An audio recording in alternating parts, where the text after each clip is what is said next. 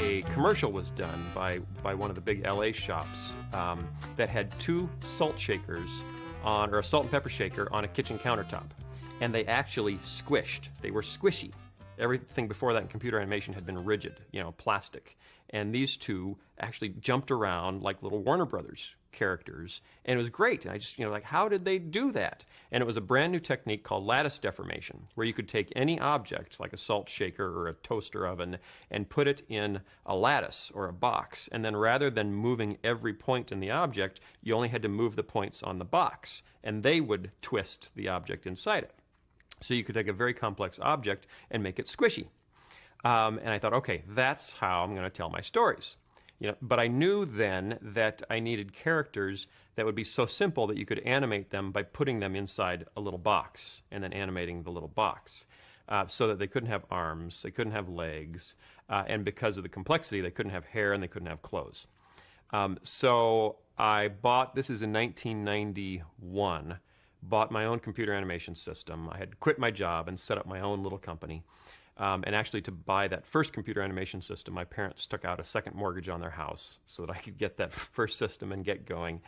And started playing around with, okay, what am I going to put in the box to make it squishy? And I made a little man that looked like he was made out of Nerf, a little Nerf ball guy, and got him kind of moving. And that was kind of cute. And then I started playing around with the candy bar. And I made a little chocolate candy bar. Put kind of big goofy eyes on him, and the eyes, each eye was also in a little box. The eyes were really squishy, and that gave him his expressiveness, and then had this little candy bar bending around on the countertop. And I'd just gotten married, and my wife walked by our spare bedroom and saw the image on the screen and said, moms are going to be mad if you make their kids fall in love with candy bars. And I thought, good point. Okay, what wouldn't moms be mad about their kids falling in love with? And the very next thing that popped into my head was a cucumber. So I took the eyes off the candy bar, made a little cucumber, made him green, put the eyes on the cucumber, and then looked at him and thought, okay, he's kind of goofy, I think, so I'm going to give him one tooth and a big grin. And then just his expression, just like, oh, okay, I think I know how he would act. So I did a 12-second piece of animation that was on a tile kitchen countertop that actually looked a lot like that old TV commercial I'd seen with the salt and pepper shaker.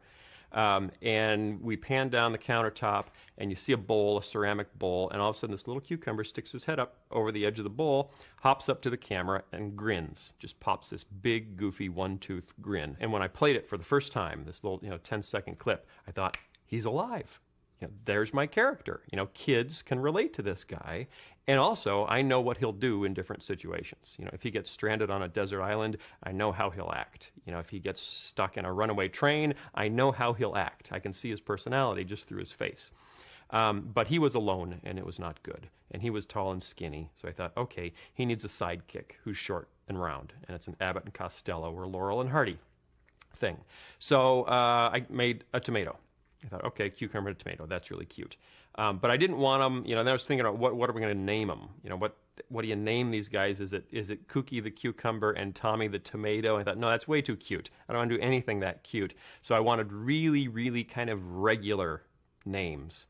And actually made a list on paper of what are all the really regular names we could come up with for these two guys, and settled on Bob the tomato and Larry the cucumber.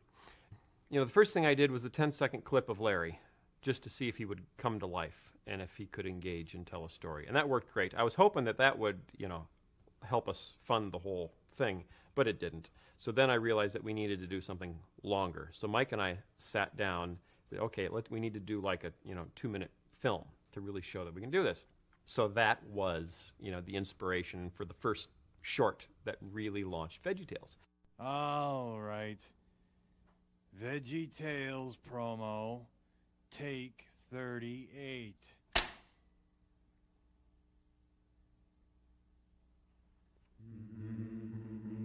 Okay, get this.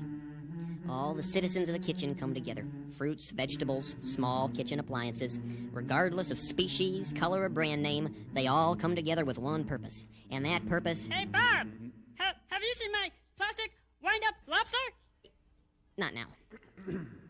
That purpose is to create the most fantastic Christian children's series anyone has ever imagined. A show bursting with positive values, filled with lighthearted stories, songs, and educational materials. A show so bold, so innovative, so earth-shattering it could only be called one thing: VeggieTales! Oh, here it is. Oh.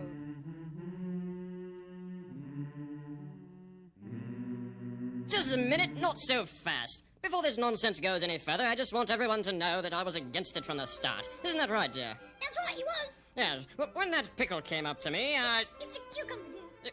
Oh, yes, whatever. As I was saying, that Cucumber came up to me and asked me what I thought we should do this weekend. I suggested a Caesar salad might be nice. We hadn't done one of those in a while. But no, they decided to do a television show instead. I mean, really. You put vegetables in salads. You use them as side dishes. Occasionally, you might use them as an aesthetically pleasing garnish. But you never put vegetables on television. It is simply not done. Oh, I don't know. I kind of like the idea.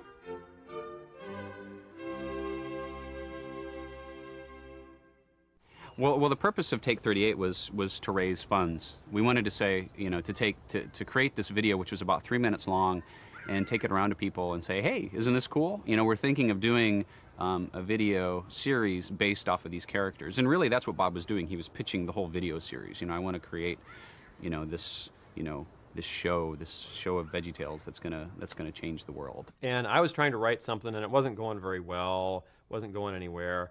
And then I remember, and we were actually trying to record off a little script that was not very good. It wasn't working. And we were both frustrated, and Mike walked over to the other end of the room, as I remember it, and sat down to think for a while, and came back and said, Larry is looking for his blue plastic wind-up lobster. And I have no idea where that came from, but I thought, that's it. That's how it starts. So we rewrote it with Bob, being the very serious one that was going to change the world with VeggieTales, and Larry kind of off in his own world, behind Bob, looking for his plastic wind-up lobster. And just the contrast between those two, Bob, just this noble, tomato that wants to save the world, and Larry, kind of off, bouncing around, kind of goofy Larry. I think really helped cement the personality of the characters. And then from there it made it really easy then as we headed off into, the rest of the scripts sort of to say, okay, these are our characters, and they're loosely defined, they're loosely based on our own personalities, kind of both pushed to the extreme. Then I wanted to go further than that, though, and so we created Archibald Asparagus, and actually Junior's mother was created, but as kind of a wife or a female friend of Archibald. And then Archibald, and this was probably the first real Monty Python moment, Archibald came out, very dry and British, and said, you do not put vegetables on television. You put vegetables in salads. You may use them for a garnish, but you never, ever put vegetables on television. It is not done. And that kind of set up, this is kind of bizarre. We're going to make fun of ourselves for what we are doing here. So when it was all done, it was about 2 minutes long. And, of course, I wanted to show that, we could do music. So Mike and I, in the background, while Bob was giving his speech, hummed the Battle Hymn of the Republic. And I thought, okay, now they know we can do music, too. So surely they'll fund our little movie. It didn't work. Bob is basically a good guy. He wants to make the world a better place. He gets a little bit too caught up in his own plans, gets a little too stressed out when things go wrong, a little too much of a control freak. So he's if you mixed Mr. Rogers with Henry Ford or Howard Hughes, you'd have kind of an eccentric, driven, type A Mr. Rogers, and you could have some trouble. And that's where Bob is.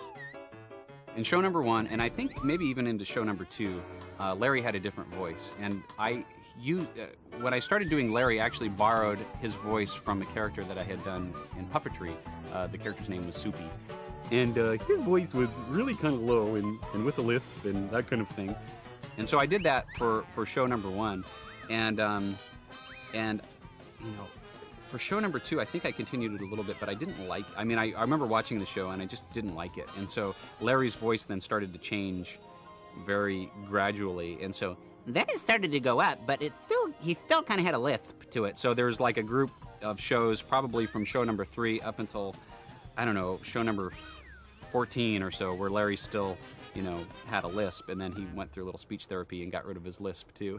And I'm Larry the Cucumber. Larry, at the heart of it, is just a kind of a carefree little cucumber, and he's goofy, but he's not too goofy. I think if Larry were pure goofy, he'd be annoying to watch. But I think he's got a lot of sincerity in him, a lot of, he's in the know about a lot of stuff, and so he doesn't react to stuff completely naively. There's always a little bit of, of knowingness there, which I think makes him more real. He's an extension of my own personality, sort of. If I took a caricature of myself, that would probably be Larry. Oh, it's all so clear now.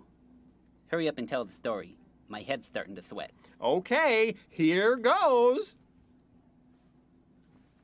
Junior, I think he's one of the healthier examples of how to live on planet Earth, because he's extremely vulnerable, and he's soft-hearted, and he doesn't have any pretense.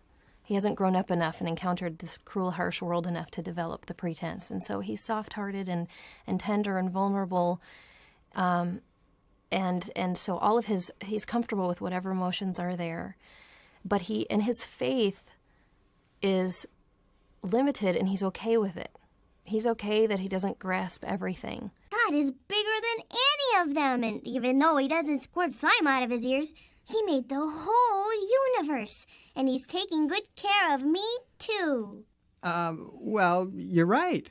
To have characters and songs be able to help us find that unpretentious, faith-filled, dependent longing, just basically, I just need you to love me. I think that's just really important, and probably why people are drawn to his character. We were friends with a group of people at a church that we were attending, Park Community Church in Lincoln Park in Chicago. Just a very creative church. It was a community church in downtown Chicago with a real artistic focus to it. Phil and Lisa were both involved in the arts ministries at Park Community Church, and they were able to interact with a lot of talented people, and they were able to tap into those people. And I think when you look at that first show and look at the credits, I think except for Robert and Chris, who he brought on as animators, I think everybody else is from the church. Dan Anderson wrote sketches with me, and he was one of my better friends, and he became the voice of Dad Asparagus. And it was just perfect for him, because in many of our sketches, I think he played the father figure. Dan had the perfect, sort of leave it to Beaver dad voice, and so he could just kind of come and do his regular voice and just sell himself as, I'm Junior's dad. Sounds like you've been doing some good thinking. But it's time to shut the thinker down now and get some sleep. The venture of the show of VeggieTales is very important to Bob. He takes it very seriously, and so Bob, has a lot at stake for each show. So as he goes into each show, he realizes that there's a very important lesson, and the kids have got to learn it. And so that's the tack that Bob takes going into each show. And if anything interrupts that, then that upsets him, and so that provides for some good comedy conflict. So, and if I were going to do an impression of Bob, let's see. One of my favorite Bob lines is, I wanted to play Mousetrap. You roll your dice, you move your mice. Nobody gets hurt. There you go. Larry, of course, is Mike.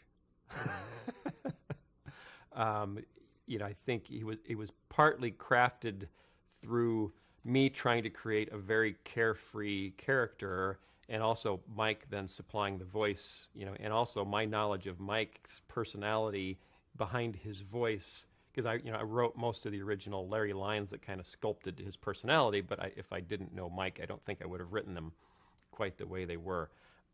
But I can't write a character that I can't, at least in some point, mimic the voice, because I have a hard time writing if I can't read it kind of in that character. So I do have my own Larry that I have to pull out whenever it's time, to read a script. So my Larry is kind of like this, and he sounds a little bit like Mike's Larry, but not a whole lot, but just enough for me to be able to read a script and say, gee, Bob, what are we going to do? And then Bob can talk back to him that works out pretty well. I don't think Mike likes it very much, though. Junior, this little boy character, I believe Phil and I tried, to do it, because actually with every character in the first show, we tried out a voice for it. And, a little boy voice just wasn't working with either one of us. In creating this childlike character, which was so important to the series, have a character through which the kids could learn, they had both of them auditioned for this character and just, no, you can't do it, I'm going to do it. And then they'd get in the booth and it just was not working. And I kept saying, hey guys, I've got this little voice that I think might work. I kind of did it when I wanted money from my mom. and let me give it a try. And Phil just went white and said, no way, there's no way I will put myself in a position to have to fire my wife. This is just a recipe for disaster, marital disaster here. So I didn't even want to listen. I did not want her to audition at all, because that just seemed fraught with peril. And so I told him, I can handle it. I'm a big girl. I want what's best for the series, and if it works, it works, and if it only works for a year and we find someone better, fine, just let me help. Let me give it a try. And at that time, we were in a storefront on the side of a road, and it was just, maybe 300 square feet. It was so small. And the only thing we could potentially use as a recording studio was the cinder block cellar that wasn't in the basement, but it was in the back of the store, and it was literally just cinder blocks. And I don't even remember how we patched it up, but we got a door in there, and I'm a little concerned that there was oxygen present. I mean, it was so airtight. And we'd get in there, and so I finally convinced them to let me audition for this character. And I sang, God is bigger than the boogeyman. And I was like, that's actually pretty good. That could be something. So I did my best and came out, and they were both like, that's great. I think we found our Junior. And so I've had the job ever since. Well, so if I had to do a little boy voice, in Ballad of Little Joe, Junior says, he was my favorite brother, and I barely even knew him. No, it doesn't work. I did not do a very good Junior because he had to be likable. And my little kid characters, whether they're passable or not is a subjective call, but they're not that likable. So I do Percy P. Hi, my name's Percy. But that did not make a very appealing Junior. I love you, little mister. I love you, big mister. I'll see you in the morning. All right.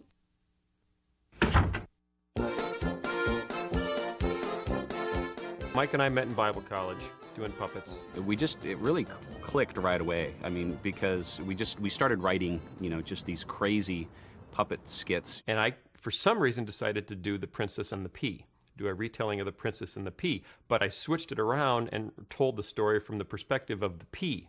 It never made it as a puppet show.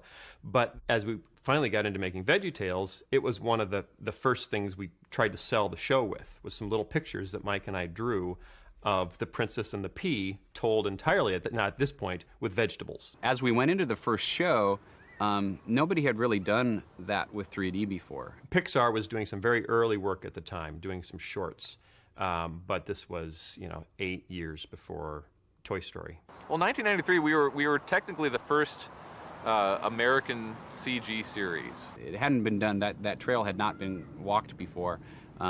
So, we think we should be able to walk it, but nobody's walked it yet, so we're going to have to be the pioneers to blaze that trail. It was a really crazy idea. There was very little money. It was this wonderful underdog situation, which I loved the whole idea behind it. Just like, well, let's just try to pull this off. Who are you? I'm Bob. I'm a tomato, and I'm here to help you. The title of the show, Where's God When I'm Scared, was highly appropriate at that point, because I didn't have a clue what I was doing or how I was going to sell it, how we were going to make money on it so we could make more or anything. But off we went. We had to produce the main songs. We had to produce the main characters. We had to come up with everything from scratch. I start writing the first VeggieTales episode, and I think, okay, I think there should be a song here. Got out my guitar and just strummed these, 3 simple chords and sang. Called my wife in, said, "Come here, at least." And she's a music major, so it was a little embarrassing. It was the first song he ever played for me of the whole series. It was the first song I believe that was ever written. And it was so funny. We were in this little house in Chicago, and he's upstairs on the bed. "Lisa, come here, come here."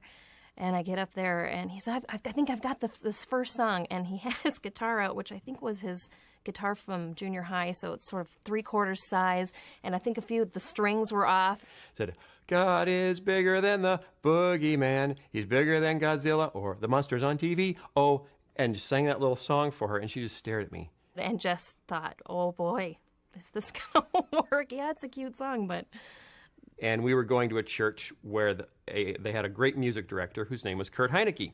And I was watching him one Sunday, up on stage, and he had his synthesizers and sequencers all out and was doing all this great stuff. And I thought, I'm going to go talk to that guy and see if he could make my little song sound like a big song. And sure enough, he was interested. He wanted to help out. So we started, writing these little songs, and then Kurt would try to actually turn them into real songs. VeggieTales, VeggieTales, VeggieTales, VeggieTales. When we came up for the concept of the show, it needed a name, and I came up with the name VeggieTales. I don't think there's anything that genius about it. It just made sense to me. We're telling tales with vegetables.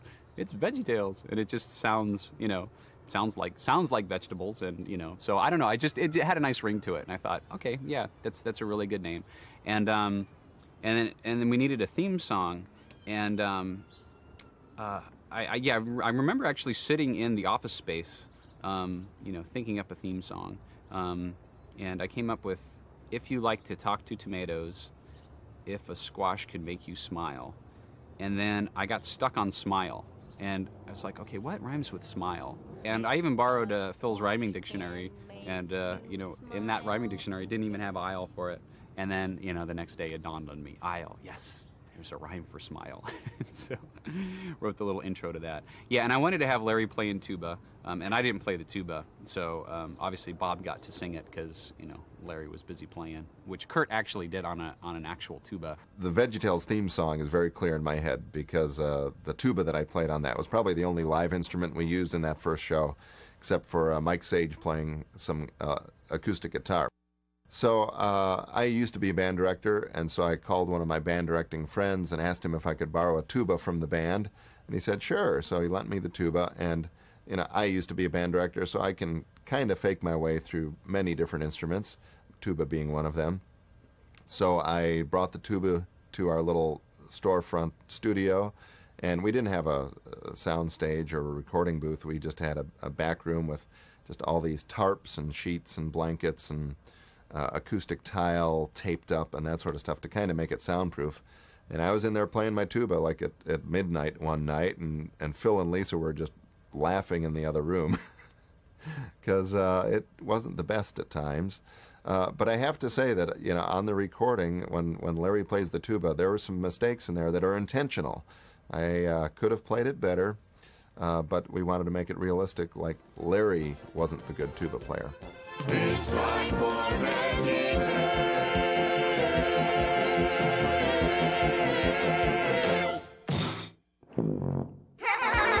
And then Lisa Vischer, I believe she did then the whole chorus, like the VeggieTales, VeggieTales. And actually, on the very first show, that's all it was. It was just the chorus. There was no broccoli, celery, gotta be VeggieTales. That didn't come in, think, until show 2.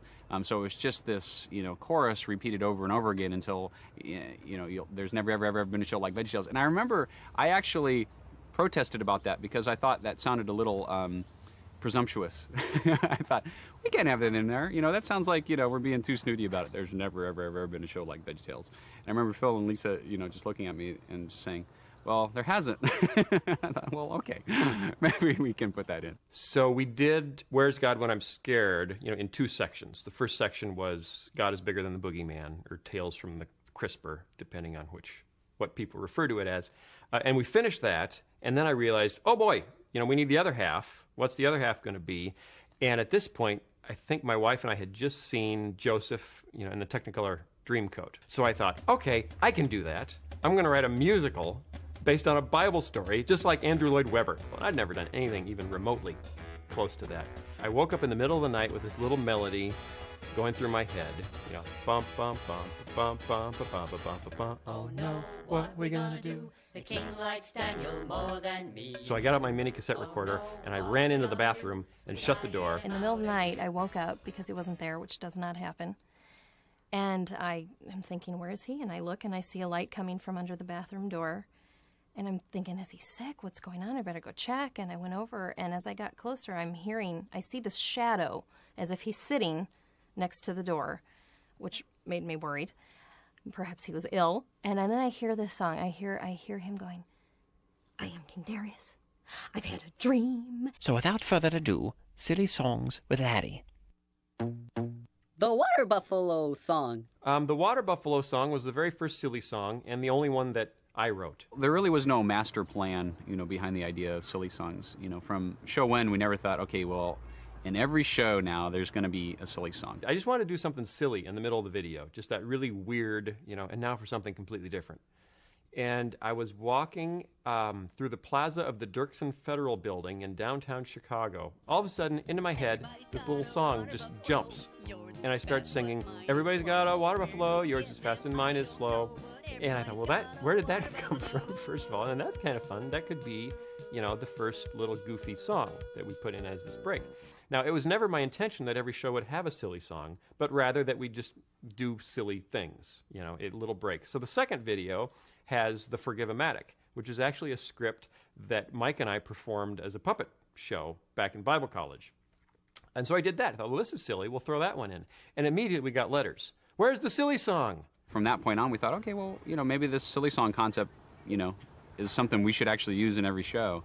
And, so then, the hairbrush song came after that. And the rest was history. And so what we have learned applies to our lives today. And God has a lot to say in his book. I wanted to have a song that would play at the end when it was time to sum up what we had learned. Very similar to the end of any kid's show like Mr. Rogers or Captain Kangaroo, when it's, it's the time to say goodbye song. We were driving on the way to church, and we came up with this melody, and it was just a melody. It was do-do-do-do-do-do-do-do-do-do-do, and we were harmonizing on it. It was like, this is great. He said, Lisa, you have to sing this song all through church and remember it so we can run home and we can play it out on the piano or we're going to lose it. But we had to go through a whole church service. And of course, in the church service, they're going to play songs which will knock whatever song you have in your head completely out. And I thought, okay. And we walked into church, and the whole service, and even, the worship songs, and and I felt horrible. I had to do it. And so we raced home and sat down at the piano and plunked it out and wrote the What Have We Learned song. Which has terrorized Bob ever since. As I was saying, we know that God's word is for everyone. And now that our song is done, we'll take a look. I don't remember why we decided it should be a cappella. With no instrumentation at all. And it may have been inspired by, Take Six at the time, or Bobby McFerrin. And it came down to just Lisa and myself. Lisa sang the lead, and I sang a harmony, and then we're doing the do-do-do-do little background parts. And we just kind of layered it all together and listened to it, and it sounded pretty good, but it was really missing something. And I think we sent Phil into the booth to maybe do a low bass part or something, just try to come up with anything. And he went in there, and of course, because it's in a cinder block cellar, there's no window, we can't see what's happening. And we start hearing this percussive sound that was making the whole song work. And so we open, what are you doing in there? And he's like, I'm playing my cheeks.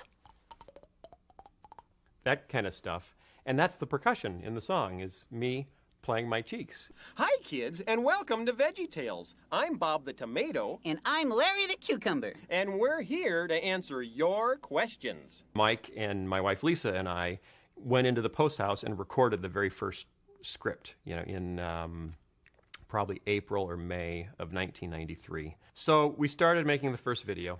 I had one computer. It was set up in my spare bedroom. And then I was attempting to literally animate the whole film. Phil did the math and realized that it was going to be impossible for him to finish it himself. And I got, if you know the story of the first one, Where's God When I'm Scared, Junior watched the scary monster on TV, runs up the stairs, goes into his room, and slams the door. I'd gotten about that far, and I realized that it would be the end of me to attempt to do this by myself. He had met a guy, his name is Chris Olson. He was telling me this idea he had that he was working on that was animated computer vegetables. It sounded very intriguing. I like crazy ideas, and it was so crazy it just might work. Came home that night, and there was a message from Phil saying, "Hey, you want to come work for me full-time starting tomorrow?" So I decided to do that. Of course, starting the next day meant that I had to build out the entire first studio because I happen to know how to drywall. Phil did a little more math and realized that even with the two of them, they weren't going to be able to finish the animation. And so then they hired Robert Ellis. My wife said, no, they can't work in our spare bedroom around the clock. So we rented a storefront. This is on the north side of Chicago, Foster Avenue in Damon. And it was a teeny little 600 square foot room, basically, that was in between a Spanish grocery store and a comic book shop. And we set up our one computer, and we put up blinds so that people couldn't see right behind the plate glass window that there was a $70,000 animation workstation. And then the three of us triple shifted, on this one computer around the clock to try to get the show done on time. And we also, at this point, were trying to sell the videos ourselves. So we'd taken out ads in Christian magazines and had set up an 800 number in the office. So really, as you're working, you're getting calls every hour or every half hour from people who are interested and want to learn more about it and want to talk to us. Or you're typing away, you're using your mouse, you're animating the show as they're buying it, which it keeps you in touch with your audience. In our ads, we had promised Christmas delivery. So we had to make Christmas delivery or we'd actually be guilty of mail fraud in addition to our business failing. And we finished the video, I think the last 3 weekends, we attempted to work on it all weekend without sleep. Toward the end, we were doing this around the clock. It got to the point where first I was staying one night, then I was staying 2 nights, then about a week later, you'd run home just to take a shower to hop back into work. We would crawl off into the corner, sleep for a couple hours, and get up and do it again. Then finally, the final rush, we got everything to tape that we could. They took the edit system. We still had to finish editing it, so we brought all the rendered frames in the actual computer itself to a new edit company, and we're laying everything off. We hadn't slept now for 5 or 6 days. We finally got everything laid off to a master tape, and we rushed it off to the duplicator and then slept for 2 days while he duplicated. 2 days later, we got the copies back.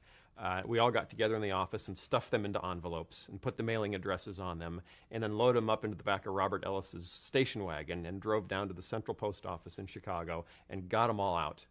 And about half the people got theirs 2 days before Christmas and the other half got theirs the day after Christmas. But the first video went out.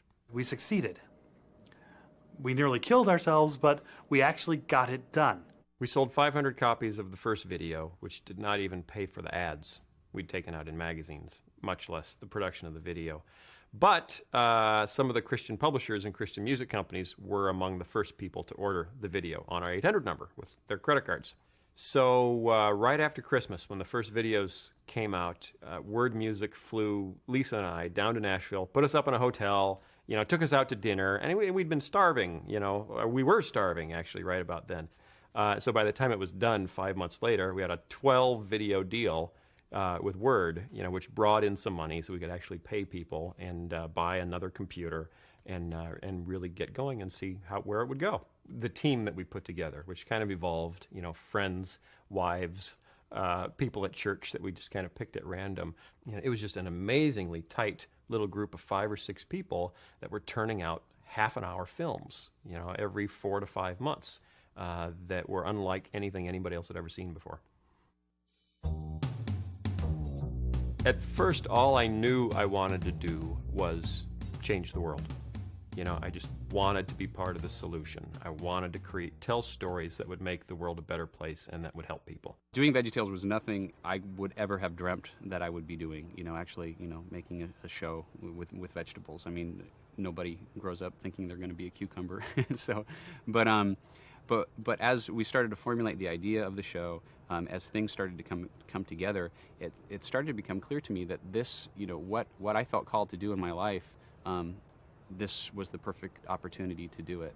And, I wanted to do it because I thought it was going to help kids, and I thought it was going to help families, and that's what I wanted my life to be about. One thing that really grabbed me was Phil really setting the bar high for whatever we did at Big Idea. It was clear from the start that he didn't want to just make a kid's video, maybe make a little money, but he truly wanted to change the world. And so be it that it was Talking Vegetables to do it. There is one who is watching you. He listens when you pray. And though it seems this time you won't get through, God has made a way. We hear a lot of appreciation from parents. You know, just thank you for giving us a series and a group of characters that can help me pass these types of values along to my kids. I remember in the early days when we'd get fan mail, there was just this box of letters that would get sent to us just sitting underneath somebody's desk. And sometimes I'd be working late at the office. I'd be writing music and nobody else would be around and I'd need a little break. So I just pull that box into my office and just start leafing through fan letters. And it struck me, you know, this is why we're doing what we're doing, because so many times we're isolated from that. We don't hear a person after a video saying, oh, that really touched me. My kids loved it. We don't know who it's reaching at times, but to see these letters, people took time to write letters or to draw pictures. You know, this one letter that still sticks out. A boy wrote it, like a 9-year-old boy, and he was telling about his younger brother who had an ongoing illness, and he was always in the doctor's office. And he could hear his younger brother singing, God is Bigger Than the Boogeyman, that song, to help him overcome his fears. And he took the time to write this. I had it posted on my wall for a while because I thought, that's why we're doing this. Come over here, Junior. What do you see up there? My curtains. No, out the window, up in the sky. I see lots of stars. God made all those stars out of nothing. He just went, and there they were. There was a period of time when the best way to communicate the gospel was through the spoken word and the preaching of the word. And I think that's still valid today. But I think that in the era in which we live, the apologetic for the gospel is the arts. It's storytelling. Jesus told parables, and I think those are the things that really captivated people and captivated their imagination for understanding a little bit more about what he's talking about, what the real meaning is. And so stories are one of the best ways that we have to engage people with the truth of the gospel. So what we're trying to do is figure out how you can take ideas and images that are beneficial and make them appealing. And that's much, much, much harder. It's much easier to give kids what they want. It's hard to give kids what they need. But that's what we're committed to, and the media business is the perfect way to reach kids where they are on a daily basis with good values. Well, your mother and I think that show was a little too scary for you. I do think we should be a little more careful about what we watch on television. I think anyone who tells stories to kids has a huge responsibility. I mean, Plato wrote, "Shall we just carelessly allow children to hear any casual tales which may be devised by casual people, and to receive into their heads ideas for the most part the exact opposite of those which we could wish them to have when they are grown?" He was very worried, and this is back in the 4th century BC, that storytellers were greatly affecting kids by casually telling tales. Casual people telling casual tales. And that's exactly, if he was alive today, he would be looking at the modern media business and saying, does anybody care about the impact of the stories they're telling? And I think just as doctors have to take an oath that says, above all else, do no harm, I think directors and producers, everyone who's involved in the selling of ideas, should take that same oath. And yes, just making a kid laugh is great, but look for the values messages that are coming behind the entertainment, because it's very easy, even inadvertently, to send negative values messages, to casually and carelessly tell a tale that will give kids ideas we would not wish them to have when they are grown up. And that's the responsibility we feel at Big Idea, is how can we use the medium to make a difference, to be completely beneficial.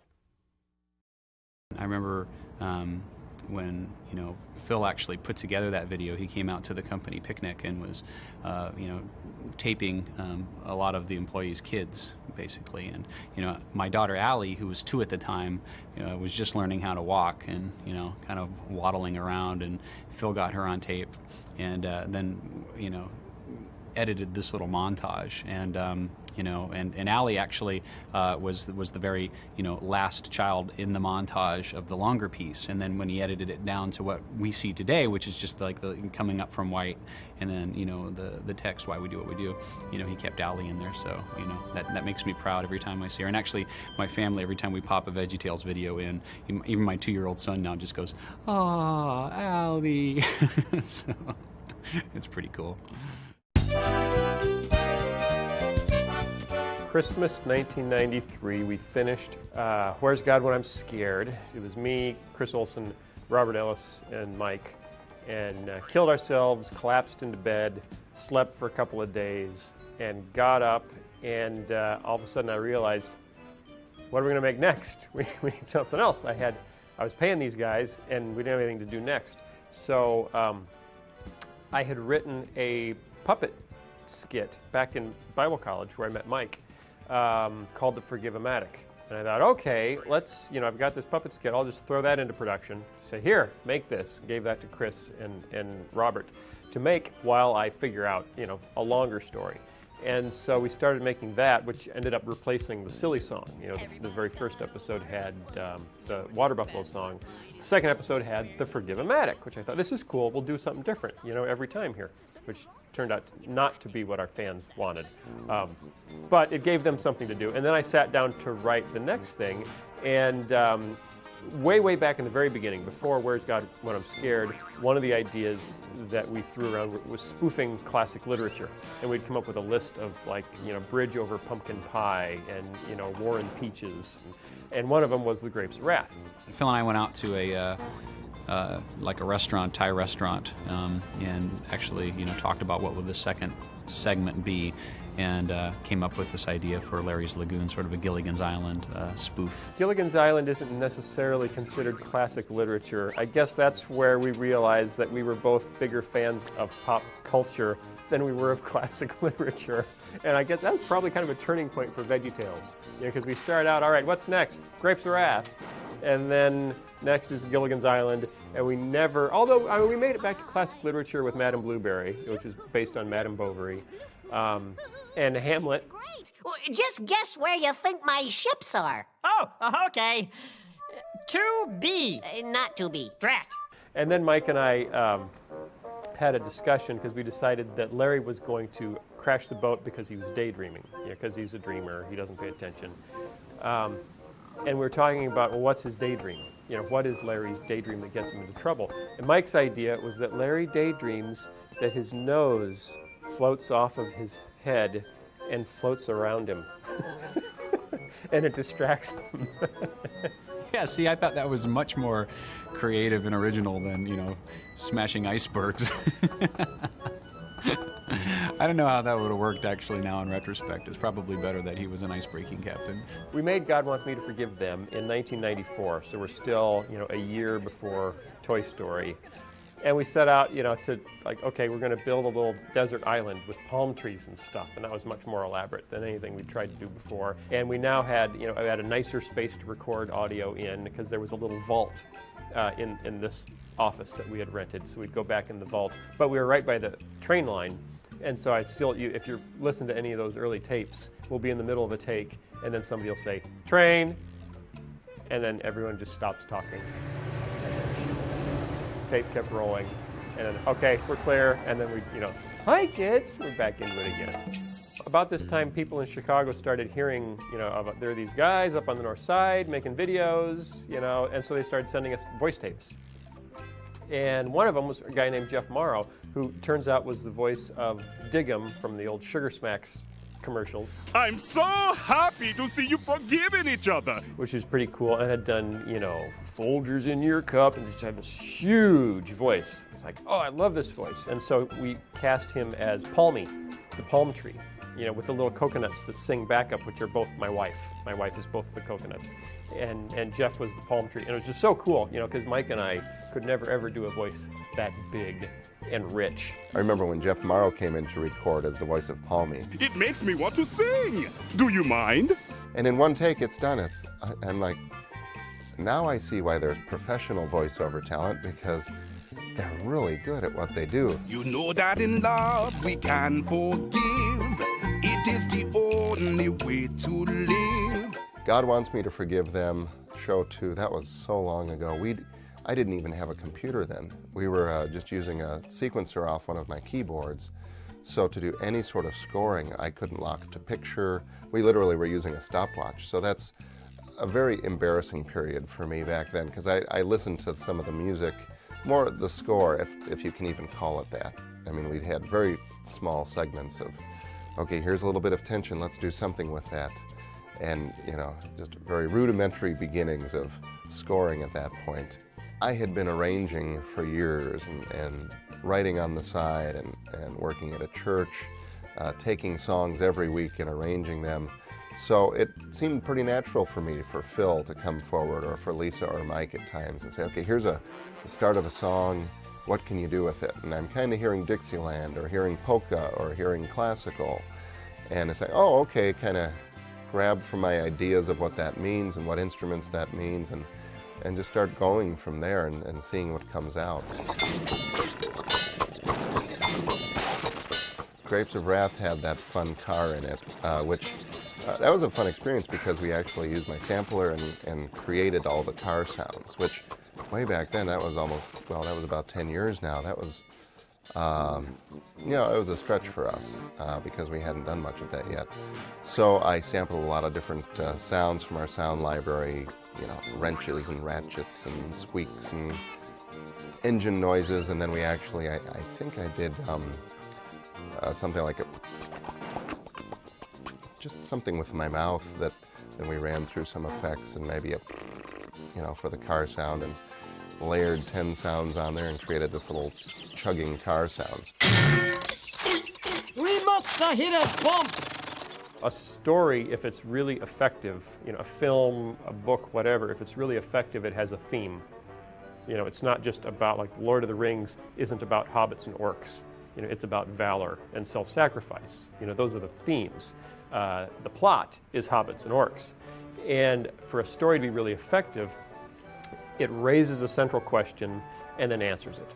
You know, and that's really the basic format of VeggieTales. It's the format of all good storytelling, is a story that can raise a central question, and that's, we do it very literally. Now Marco had a question for us. He said that when his baby sister does something that makes him mad, and then she says she's sorry, well, Marco's mom says he needs to forgive her. Why does he have to forgive? Oh, that's a good question. Now, the purpose of the story is to demonstrate the answer to that central question, not to just say it, you know, like you would in a classroom, but to show it in a life, you know, in a story. Here's the answers in this story. But because we're dealing, you know, often with 3- and 4-year-olds, then we'll come out at the end and say, if you missed it, if you didn't pick it up from the story, here's what we learned. Sing the What Have We Learned song. Here's the answer to the central question. You know, and the answer is the nugget of truth. You know, it's a summation of a theme that's so simple that even a 4-year-old can pick it up, put it in his pocket, and carry it around for the rest of his life. And that was key from the very beginning. You know, that kids need to walk away from these stories with a lesson that they can use. That's one smart grape. We started getting fan mail really as soon as people got the first show, Where's God When I'm Scared, which was really, really cool. And some of the first letters, you know, just blew us away because they loved it. You know, they just loved it, and their kids loved it, and they couldn't wait for the next one. And it was really the coolest thing, you know, because we're starving trying to make the next one. We have no idea if the first one is any good, and all of a sudden we get this, you know, really great feedback that my kids were afraid of the dark. You know, they're having trouble sleeping, and they watched this video like 2 times, and now they're not. You know, and to see immediately, you know, you work so hard, and then to see the impact right out of the gate, you know, that you can have with the story, you know, that has biblical truth in it. Wow, all right, onward! That was a lot of fun. Oh, yeah. Well, Larry, from show 1 had a kind of a low, dopey, you know, hi, I'm Larry the Cucumber, you know, and that came from a puppet that I did back in college. His name was Soupy. And I did that voice actually with Larry for show 1 and show 2. And eventually, you know, it kind of got higher and, you know, a little more up in my nose, and also lost the lisp, you know, so Larry's low and lispy, you know, at the very beginning. Whenever I would read my kids' Dr. Seuss books, or a Winnie the Pooh thing. Say, I bet I could do that. But I'd never gotten around to really trying. So we picked the parable of the Good Samaritan, which is actually one of the only New Testament things we've ever done. Because the New Testament, we made the rule on day one that we won't portray Jesus as a vegetable, so that wipes out the Gospels, and then everything else is pretty much a letter, and so that wipes out those, because animating letters is not very much fun. But the parables are really interesting. So we took the parable of the Good Samaritan, and I wanted to just, as if Dr. Seuss, came back to life and decided to write the Good Samaritan. Oh my, said the doctor. He's wearing a pot. The little one there is from Gibber-de-Lot. You saved this fellow? You pulled him through it? I don't understand. Tell me, why did you do it? Actually, it came pretty easily, and it was really, really fun. And it took a long time. It's laborious, because you have to figure out how many stanzas does this whole thing have to be the right length. And then, so, here's the storyline. So how many stanzas, to get from point A to point B, and then how many stanzas to get from point B to point C, which is very different than just writing a normal script. And then you get into each particular stanza. Okay, what do I have to say in this stanza, to get to the next stanza, and then I have to make it rhyme. And sometimes, if you're not careful, your quest for a rhyme will actually change the course of the plot. And sometimes you'll just, you'll go way out of your way to make a rhyme you want, like lobster. I want to use the lobster, so mobster is the only thing I can think of right now that rhymes with lobster, so I guess I need mobsters. One Floridian fellow who hated to fight tried hard not to act like a mobster. While pots crashed around him from morning till night, he'd just play with his pet wind-up lobster. I hadn't hired any designers, so I designed Flibberaloo, the hills, did little pencil sketches, and then Chris Olson, was charged with building it, but he also, because I would only do pencil sketches, he had to pick the colors for everything, all the way through with The Toy That Saved Christmas. And that's right about the time we brought in Joe Sapulich, who actually drew with colors. And that changed everything. I did the basic sketches on here's what the hills look like, here's what the towns look like, and these guys have pots on their head and these guys have shoes on their head. The shoes on their head was inspired by Terry Gilliam's Brazil. Some of the aristocratic women in that film actually wear very elaborate hats with giant upside-down shoes in them, and it's never mentioned. They never point it out. It's just one of the details. And I love that kind of bizarre, why is that? Not even going to try to explain it. I think my biggest memory about Neighbor is the Hairbrush song. We needed to come up with a new silly song. Our fans were asking us for a silly song. We did one in show 1 and left it out of show 2 and started getting letters. Where's the silly song? And my first thought was, I never promised you a silly song in every video. Who said we were going to do that?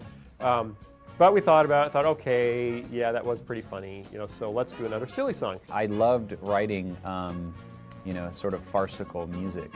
To me, growing up, that was something that was more enjoyable to me than regular music. I got more of a charge and a kick out of listening to, Weird Al Yankovic and listening to the Dr. Demento Hour than I did, listening to Top 40. I just like that sort of thing.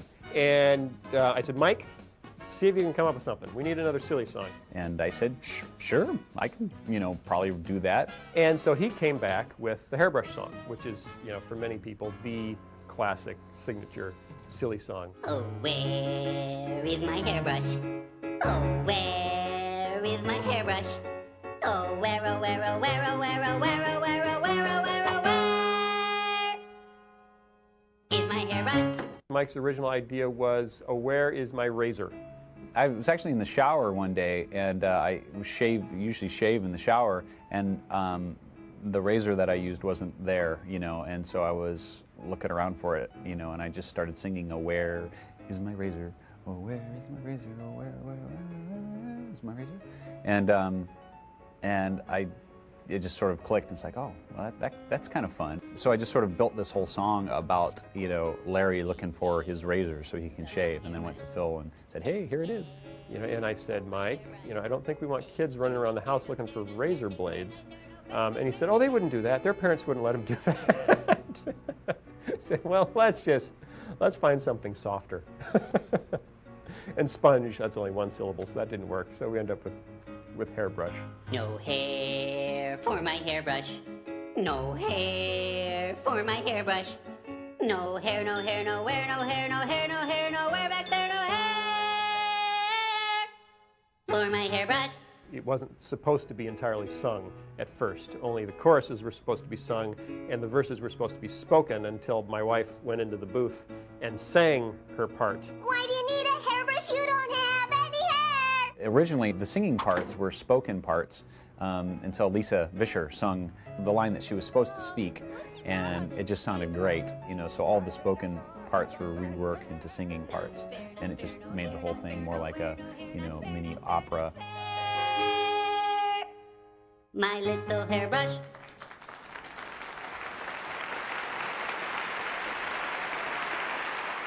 I remember that day, that fateful trip.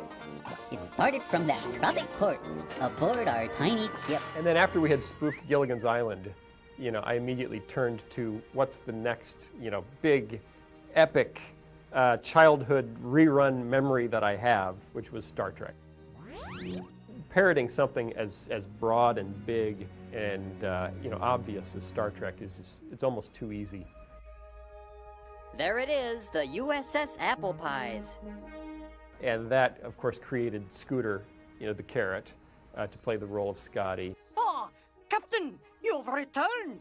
It was fun to jump in way back at the beginning because this was show 3 with the spoofs. Boy, back then we hadn't really scored anything at all.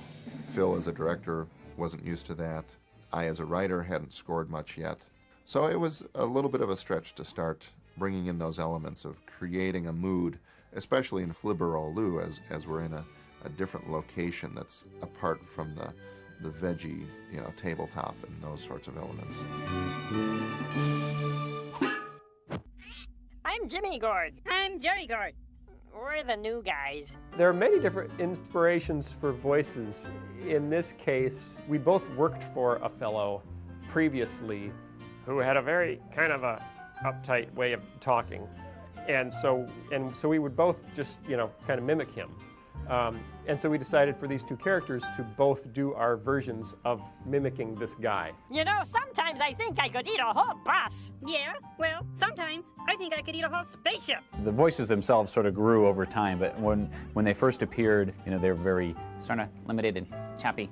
And then over time, as we did them more, Jimmy just got broader, and Jerry kind of got more nasal and more, limited to this little space. And Jimmy got a little more flamboyant and a little more up and down. Like that, he's a little more cartoonish. But they started out as our attempts to parody the same guy, our former boss, who will remain nameless.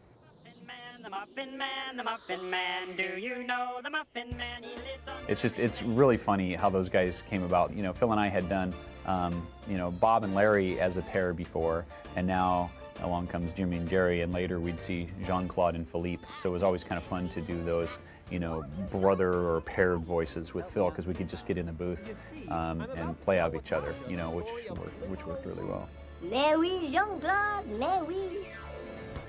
It was really delightful. I just loved it. Loved writing it, loved seeing it come to life, the way that verse, will bring a rhythm to a film, is really, really fun.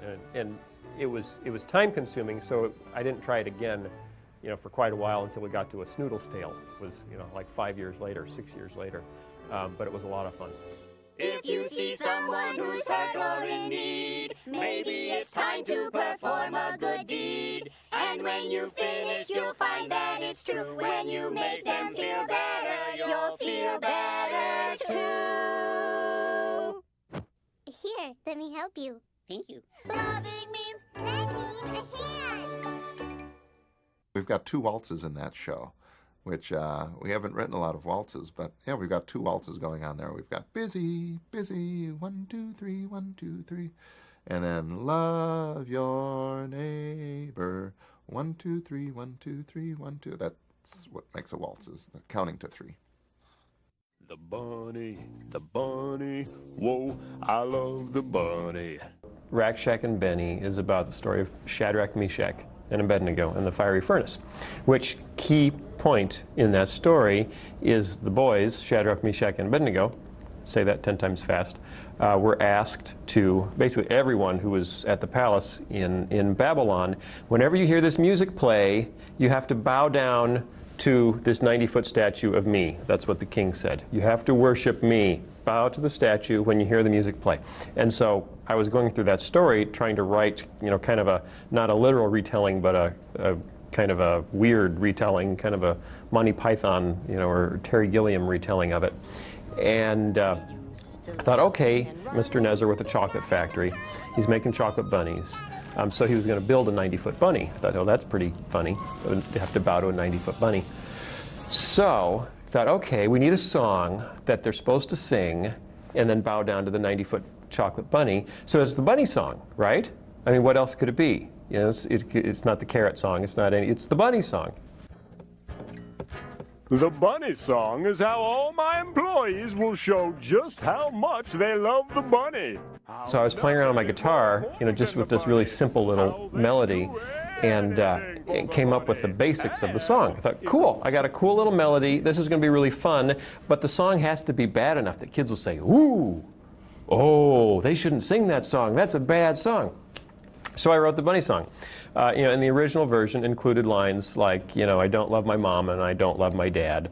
I won't go to church and I won't go to school. That stuff is for sissies. Bunnies are cool. I won't go to church and I won't go to school. That stuff is for sissies, but bunnies are cool. I don't want no pickles, I don't want no honey. I just want a plate and a fork and a bunny. We've got those backup singers at the end also, of course.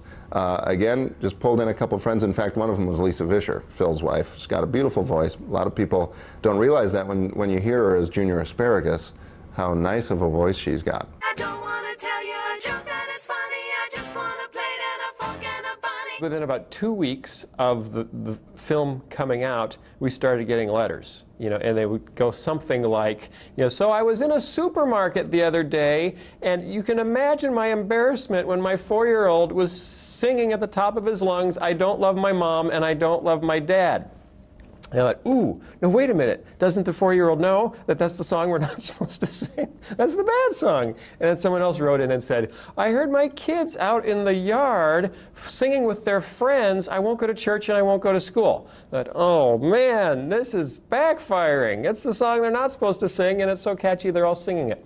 You get a real simple tune. I mean, it's just, it's just 4 chords, just over and over in different styles. I mean, it was fun to take the simplicity of that and then build, the background singers, the drum parts, everything else, so that we get some different levels of emotion in it.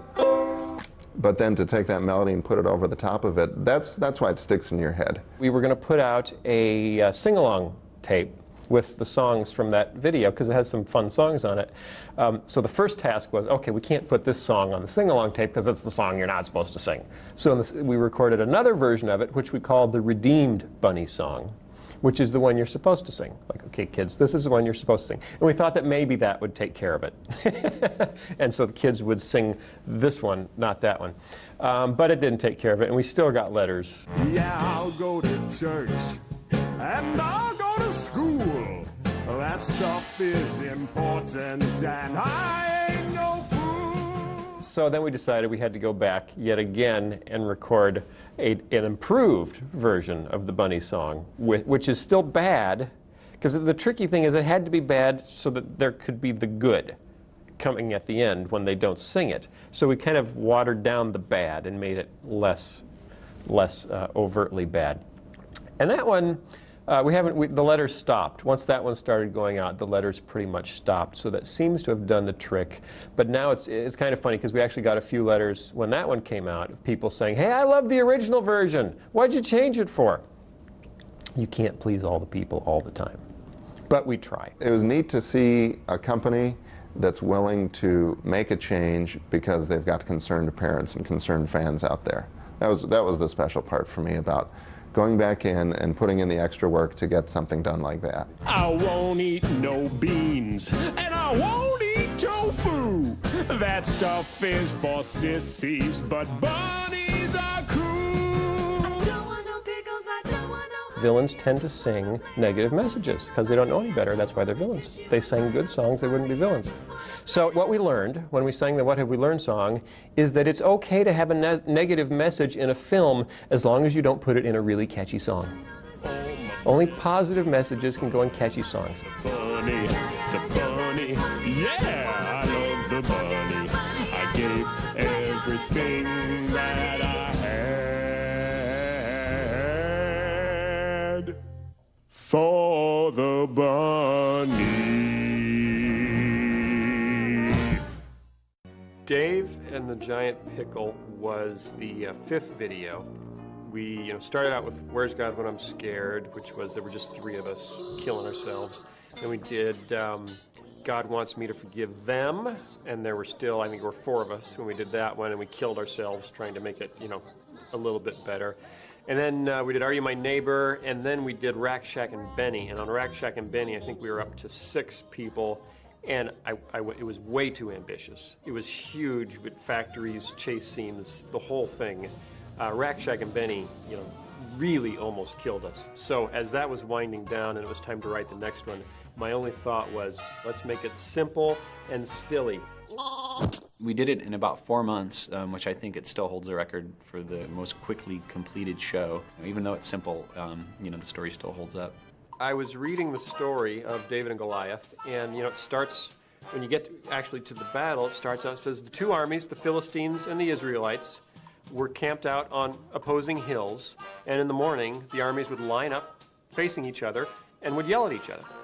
They would yell, and that's how they started battles back then. They would yell, insults back and forth at each other. And the first thing that popped into my head was the Frenchman from Monty Python and the Holy Grail on the wall yelling. And I thought, okay, that's, those are my Philistines. They're going to be, Monty Python Frenchmen. Why peas? I think it was just because I knew we could afford to do a lot of simple spheres. That would be relatively easy if we had to make a lot of them. Everything else is too complicated. Chris Olsen and I did the voices for the two upfront P's, Jean-Claude and I don't know if we named him Christophe P or something like that. And then later Phil came in and started doing Philippe P, and then Jean-Claude and Philippe sort of, were the P pair. But yeah, Chris, I guess, had studied French or something like that, and I knew no French. But I have the gravelly French accent, so I did Philippe P. No, I did Jean-Claude P, not Philippe. Dave and the Giant Pickle was also the introduction of Larry's alter ego, Larry Boy. I am that hero! And I had an idea kicking around in my head for a Batman spoof where Bob would actually be Bat Bob and Larry would be Larry Boy. When we introduced Larry Boy for the first time, Larry is not feeling special at the beginning, and so he thinks that he has to dress up like a superhero to feel special. And then Dave and the Giant Pickle is about, God being able to use you no matter how little you are or no matter, what you think your own abilities are. And then later Larry learns that, he's special just the way he is, but he can still dress up like Larry Boy if he wants to. Larry Boy's voice is a little bit different. I mean, it's not that easy to tell, but... Larry the Cucumber is, just kind of a little bit higher and, a little windier, I guess.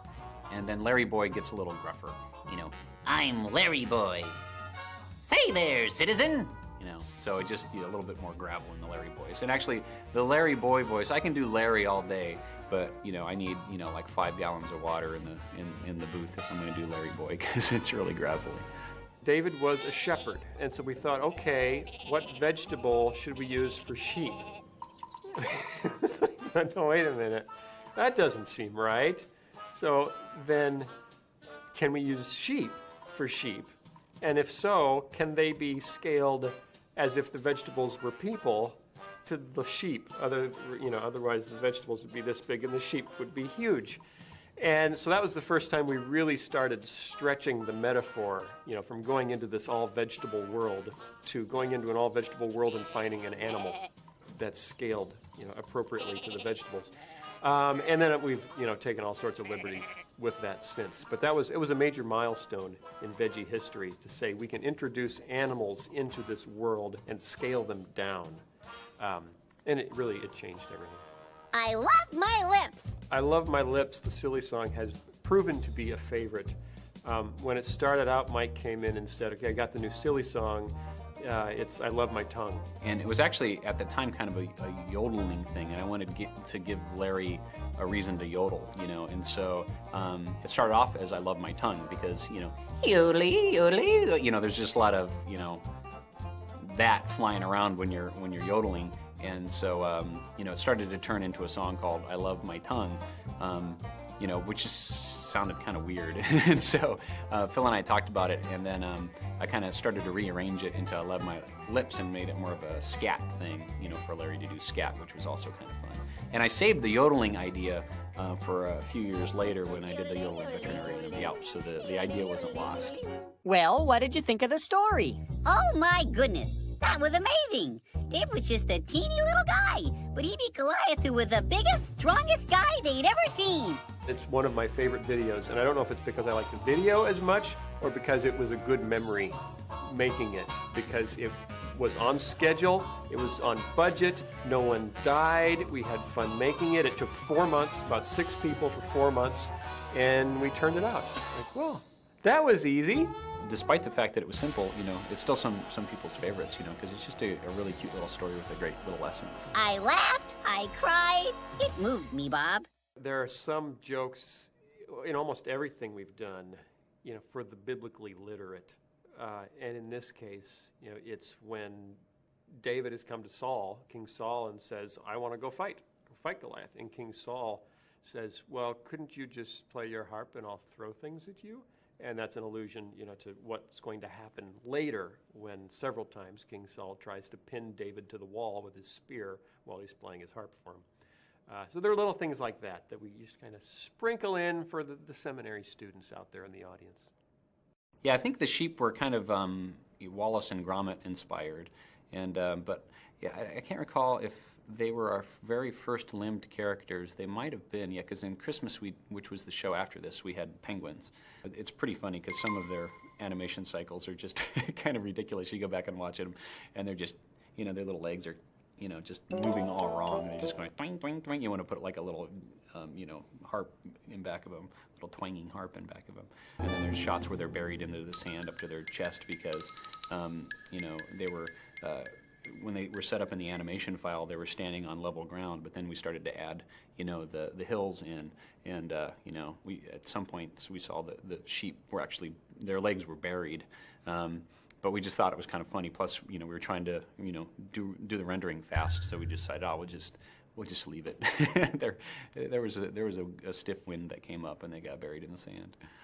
Tipping the sheep, I believe, as I was looking at, you know, because sheep just stand around, they do nothing. Sheep do absolutely nothing, and that didn't seem right. We needed them to do something, and I think what popped into my head was cow tipping, you know, which I'm not exactly sure what that is even. I grew up in Iowa, and I'd heard of cow tipping. You can write me a letter and tell me exactly what it is. It's tipping over cows? I'm not sure.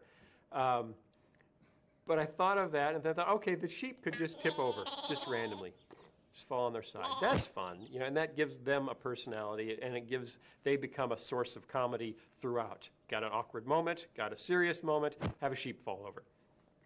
Hours of fun for the whole family. Archibald does the Rorschach tests with Larry, and of course brings up all those images in rapid succession that all look like, you know, all sorts of things, but some of them do literally look like lips, but he thinks everything looks like lips. Mike originally had done it. I hadn't seen what he'd done, but in the middle of it, he put a picture of Newt Gingrich. And I just thought it'd be really funny, you know, to bring up, you know, a completely, you know, just bizarre picture, you know, and so the funniest thing I could think of at the time was Newt Gingrich, you know, because he was kind of all over the press and, you know, kind of, you know, in some ways sort of a, you know, comical figure, at least in my mind. And, you know, there's nothing political about that, but it's just, you know, the name Newt. And again, I'm thinking, okay, Mike, you know, the people that are very conservative are going to think we're making fun of Newt Gingrich. People that are very liberal are going to think that we're endorsing Newt Gingrich. We're bound to, you know, ruffle feathers. Let's not go political. And so then he came back with a picture of Sonny Bono. I had got a signed autograph of Sonny Bono from one of my friends for a birthday present, kind of a gag birthday present. So, you know, I had this photo. And so we put that in, You know, everybody likes Sonny Bono. He's not a controversial figure at all. About 8 months after the video came out, Sonny Bono died. And so out of respect for, his family, we, wanted to change it. And so we painted a picture of our first animator, Robert Ellis, and put him in there. And then later, we ended up, replacing that with a caricature of me. It's changing so frequently, I have no idea what'll show up next.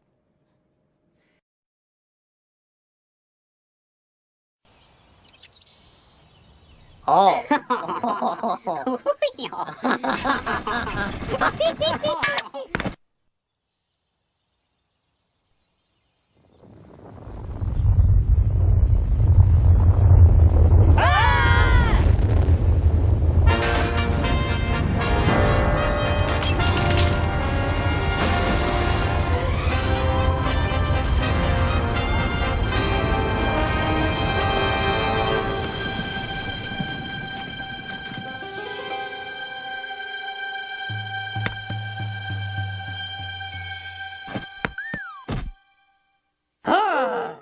Hello! My name is Joshua, and God hath given us this land! So the Israelites obeyed God, and the walls fell down. Finally, after 40 years, they were in their new home. Boy, did I pick a lousy day to wear my contacts!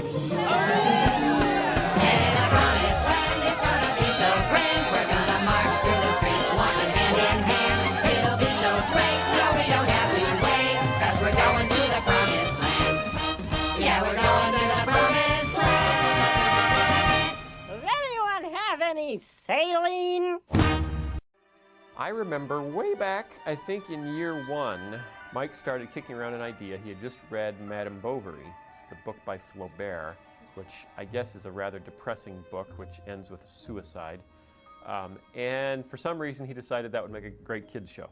It was a very tragic story, and reading the story, it's like frustration at the main characters. Like, yeah, if you saw it this way, your life would be different. So basically that was the approach that I took to it. I thought, okay, well, if this character, could be thankful for what she had and, for the things around her and, for what God had given her, then it could be a happy ending. And of course, the story itself, it's got a lot of literary value. I mean, it was really saying something about, the middle class of 19th century France, but, I just sort of threw all that away and said, hey, we could have fun with it with vegetables. His basic concept for the whole show was it was a blueberry, and she was really sad. She wasn't satisfied with the things she had, which is similar to the book. And so she sings, I'm so blue hoo-hoo, blue hoo-hoo, blue hoo-hoo-hoo. And so he was running around the office doing that. I sat down at just a piano and plunked out the tune, I'm So Blue. And I remember singing it for Phil and Lisa. That's all I had in my head at the time. And so I kind of encouraged him, hey, we're going to need another show after, this one that we're working on right now. So why don't you see if you can get that written? And I had it, on my brain for years and years. And it wasn't until, show number 10 that I actually sat down and wrote it. I had been writing silly songs, the whole time, but I'd never written a full screenplay, which is a pretty daunting task the first time you sit down and try to write, a screenplay. And so he had written this script, but he wasn't exactly clear on what exactly he was teaching, and so there were a few places in the script where he had written, where it was a clear teaching moment. Teaching moment where it said, and Dad, Dad says, fill in later. It's just a little, I don't know what he says, but it's beautiful and it teaches something. Because a thankful heart is a happy heart. I'm glad for what I have. That's an easy way to start. And then he handed me the script and said, can you do something with the holes where some teaching needs to go? So then I went through it, and I really liked the basic concept, of this woman who had everything she needed, but was satisfied with nothing. And I actually used The Grinch That Stole Christmas as sort of a framework for the story. Just how, in terms of how the whole story progressed and the change of heart, and then the action climax at the end. So the Grinch sort of helped me out a little bit in terms of story format. and he wanted to play up the big box retailer angle, as, you know, if she could go to this promised land, this giant discount store, then she could be happy. She'd find everything she ever wanted there.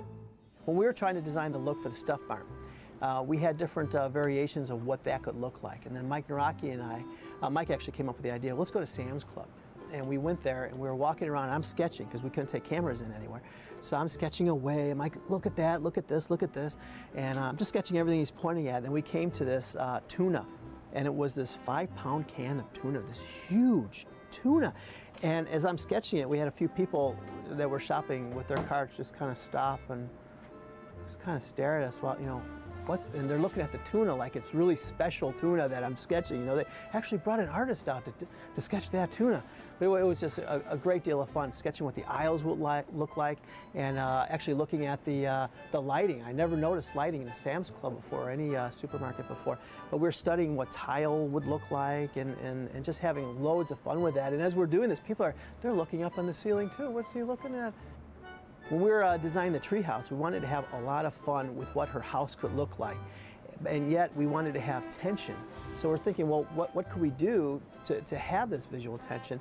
Well, we could put her on a cliff, we could put her on stilts, we could put her on all sorts of things, or on the side of a hill.